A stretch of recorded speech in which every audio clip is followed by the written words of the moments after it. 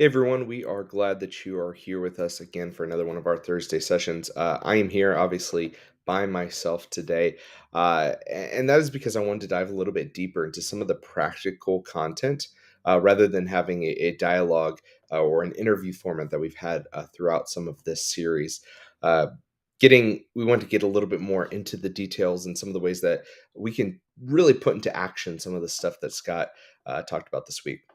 This week he talked about the passage from Ezekiel 37, the Valley of the Dry Bones, and in this passage, one of the things that he highlighted was that God calls us to walk in a new life. And in order to do this, Scott suggested, and we know from Scripture as well, that we need to be honest about our reality, to speak to where we actually are, and to admit that, and to be honest here. Or as Pete Scazzero writes in his book Emotionally Healthy Spirituality, it's important to go back in order to go forward. In going back, we may put ourselves in a position where we observe realities that maybe aren't very comfortable. We may see privileges that we had, or decisions that we made, or hurts that someone else enacted upon us, or catastrophic or earthquake based events, or even just the pain that can be experienced in the world. We may see that we have created or participate in systems of abuse or injustice, or where we have enacted pain on someone else, or maybe a moment or season where we have unquestionably followed someone who also could be enacting pain, or who is a bad leader, or someone who just chooses to be blind to realities and pain. We see trauma when we look back, as Diane Landberg defines a wound to personhood with a deep impact. And this has obviously hit all of us, whether that is in our childhood, whether that is over the last few years dealing with COVID. We all have these wounds to our personhood that have left a deep impact. So obviously, in going back, I think one of the ways that it is helpful to do that is to kind of just look at the last 2 years since COVID started. Where are you now? Where do you want to go? What changes have happened?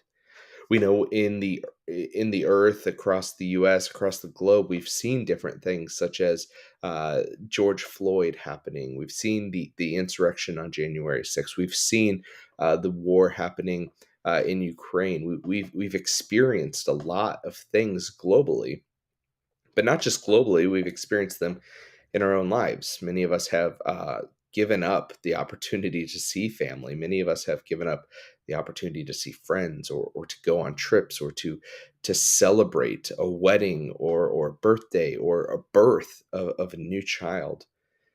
We've all had to make a lot of sacrifices, and we've all been impacted in a lot of ways over the last few years. And so, an easy way to kind of go back in order to go forward is even just to take that small sample size, to look at those last 2 years, and just begin to process. Okay, well, what has happened to me? What ways has life changed, and in what ways has my life shifted? What new awarenesses do I have now because of the last 2 years? And where's God wanting to breathe new life into me? As we embrace this new life, sometimes we have to come face to face with realities that we don't want to admit. Over the last 2 years, some of these realities are beyond our control. They're beyond even our decision making. And yet, we have all of these other moments in our life that maybe we made poor decisions. Maybe someone enacted it upon us. And so I want to give you a couple of practices that look even beyond just those last 2 years, and kind of look at our life as a whole, and just ask the question of where we are, not just in light of, again, COVID times, but in light of my entire life. Who am I? Where am I? How did I get here? What has impacted me? The first tool I want to give you is the genogram. And if you're unfamiliar with the genogram, I would encourage you to go and to just uh, look up on WikiHow genogram, and there they will show you how to make a genogram and what it is. But in simplest of terms, it's a family tree. It's a family tree that is used to identify things from our family of origin. When we do premarital counseling at the Foundry, one of the things that we have each couple do is we take a specific week and we devote it to the genogram, where each member of the couple will come and they will have kind of their family tree, and there they'll walk through it. They'll talk through the different relationships, the different components of their family. They'll talk about the ways that they handled certain things, because we are shaped by the environments of our childhood. One of the ways that we see this obviously impacting couples who come and do premarital counseling is even just the way that families handled conflict. Is very often to have a couple where one of their families handled conflict in a very aggressive way, yelling and screaming, while having the other person where conflict was handled in their family through uh, hiding it or ignoring it or shoving it under the rug, maybe passive aggressiveness. And the reality is that in a couple, both of those realities come into the relationship. Or another way to kind of think through the genogram as well, to think about the reasons for doing it, is we know statistically that children who are children of abuse, children of divorce, children of addiction, mental health, mental illnesses, are more likely to recapitulate that in their own lives than someone who did not observe that in their childhood. And so, an awareness to, hey, I've seen divorce, or I've seen abuse or addiction or whatever it is in my family of origin, maybe directly or even extended family. Then we begin to put into place, okay, what tools do I need to put into place in order to make sure that this is not part of my story? So, one way to go back is to obviously create this genogram. Again, as I mentioned, if you want clear directions on how to do this, I'd encourage you go to the WikiHow page that you can find. Just Google that, Google WikiHow and genogram, and you'll find a page on how to make one of these. From here, I would just encourage you to ask several questions. And this is not an exhaustive list, but this is just a list to get you started and thinking through your family. Maybe ask the question of what do relationships look like in my family? Where were there broken relationships? Where were there strong relationships? And what contributed to the broken relationships or the strong relationships? How did my family handle conflict? Was there any abuse, divorce, addiction, mental illness, as I mentioned before, that we see kind of replaying in my family? How did my family handle money, careers, friendships, dating, emotions, any sort of things? I think it's good to realize the impact that our parents, our grandparents, our extended family had on us, and how we consider those things and how we understand them.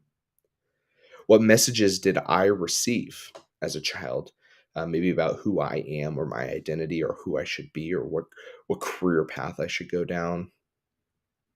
What did relationships look like between spouses? What did relationships look like between children and siblings, or parents and children? What patterns do I notice as I begin to look at these relationships? These are great questions to just help in the starting point of trying to understand where we come from, understanding our reality, so that we can continue to move towards this new life, so we can allow the breath of God to enter us, as Scott said, and to walk in this new life. It's important that we acknowledge these things. Again, this is not an exhaustive list. Feel free to add other questions that you deem fitting as well. Maybe that's uh, considering different events that happened in your childhood, or that's considering other outside relationships that impacted your family, or how even like culture impacted your family growing up. A second tool that I would offer today, or suggest that you take advantage of, is to create a timeline. Now, this one's a little bit more of a choose your own adventure, because there's a few different ways that you can go about it. But the basics here is that we want to take a paper, we can do it on, or do it on our computer, draw a line, and we want to think generally about our timeline of being alive. Maybe we want to split this into some logical sections of like, well, here's my childhood. Here is when I moved from this place to that place, and this is how life was impacted because of that. Or maybe it's just we want to have a generic timeline, and we're not going into some of the splits and the breakdowns based on those timed events. And from there, we can begin to just plot out, okay, well, where was moments where I celebrated? What was a season where I was just on top of the world and I was excited and happy? Where were moments that I experienced pain or trauma? Writing those out on the timeline. What was a season that was difficult for me? Were there any moments that I would identify as life altering moments? Or maybe what are some of the events in my life I would identify as life altering moments? Were there any relationships or any moments that impacted you and shaped you, or shaped some of your relationships? Maybe that's uh, getting married, or the birth of a child, or just even a good friend entering into your life, or mentor entering into your life. You can go through and you can take some time, plot out some of these things, as well as others that you may think of, other times that you feel like are significant to your timeline. And after that, I would encourage you to take a deeper dive, look for patterns again, look at connections, look at understandings, try to ask yourself, like, how did this event impact me as a child or as an adult? How did this change my perception of myself, or of someone, or of a certain group of people, or of God? And it's here that we can begin to see how some of these moments, some of these celebrations and traumas and life altering moments really impacted us today. After you do these practices, regardless of which one you choose, I would encourage you to maybe go and find a licensed therapist to dive even deeper, thinking through some of this, processing some of this. Maybe for some of you, you don't want to do that today. Maybe you just need to go for a long walk and clear your head, and think and pray about what you just discovered or what you just reflected on. Maybe some of you need to go and talk to a friend or a family member to just understand it more, to understand what you wrote about.